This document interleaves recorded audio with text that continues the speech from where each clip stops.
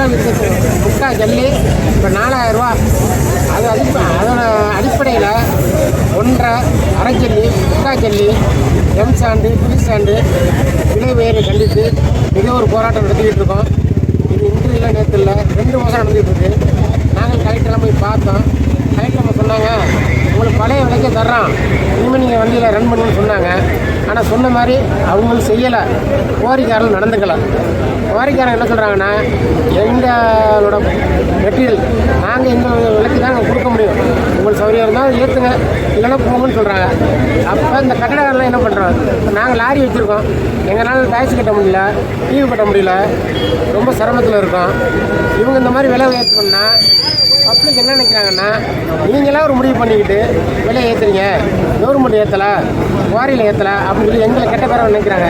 எங்கள் வாழ்வாதாரம் பாதிக்குது. எங்களுக்கு மட்டும் இல்லை, பொதுமக்களுக்கு, சித்தார்லேருந்து கட்டிட தொழிலாளர்கள் ஒப்பந்தக்காரர்கள் அனைவருக்கும், பொதுமக்கள் எல்லாருமே பாதிப்பு தான். இதை நம்ம தமிழ்நாடு கவர்மெண்ட் கவனத்துக்கு கொண்டு வந்து எங்களுக்கு ஒரு நல்ல முடிவை எதிர்பார்க்குறோம். அதுவரை நாங்கள் காலை வேலைநிறுத்தம் ஏற்பாடு செய்துள்ளோம். லாரி சங்கம் மட்டும் கிடையாது, கட்டட பொருளாளர் சங்கமும், இன்ஜினியர்களும், அனைத்து கட்டட தொழிலாளர்கள் எல்லாரும் ஒன்றிணைந்து காலையற்ற வேலை நிறுத்த ஏற்பாடு செய்துள்ளோம். இனிமே இதுக்கு ஒரு தீர்வு கிடைக்கல அப்படின்னா எங்கள்கிட்ட 250 வண்டி இருக்குது. இந்த வண்டியில் நாங்கள் கவர்மெண்ட்டை சரண்டர் பண்ணிடுவோம். வேறு வழி எங்களுக்கு தெரியலை. அதனால் எல்லார் குடும்பத்தையும் காப்பாற்ற கவர்மெண்ட் ஒரு நல்ல முடிவு எடுக்க எதிர்பார்க்குறோம். நன்றி, வணக்கம். அருணை லாரி சங்க தலைவர் சிவகுமார். இது இல்லாமல் புதுசாக ஒரு தலைவர் வந்திருக்கு. விலை ஏற்றும் பரவாயில்ல, அதையும் மீறி வண்டி வெளில வரும்போது டிரான்ஸ்போர்ட் வாங்க சொல்கிறாங்க. அது உற்பத்தி பண்ணுறவங்க தான் கொடுக்கணும், நாங்கள் வாங்கக்கூடாது.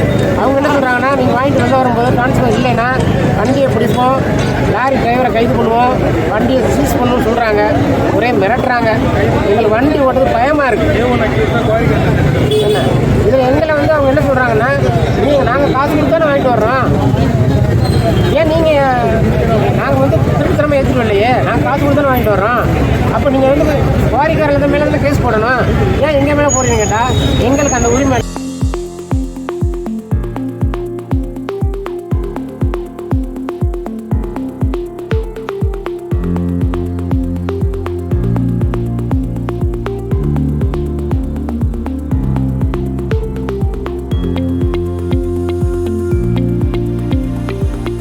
புதுக்கோட்டை மாவட்டம் அறந்தாங்கியில் கட்டுமான பொருட்கள் விலை உயர்வை கண்டித்து கட்டிட பொறியாளர்கள், அரசு ஒப்பந்ததாரர்கள், லாரி உரிமையாளர்கள், ஓட்டுநர்கள், கட்டிட பொருள் விற்பனையாளர்கள், கட்டுமான தொழிலாளர்கள் சங்கத்தின் சார்பில் ஆர்ப்பாட்டம் நடந்தது.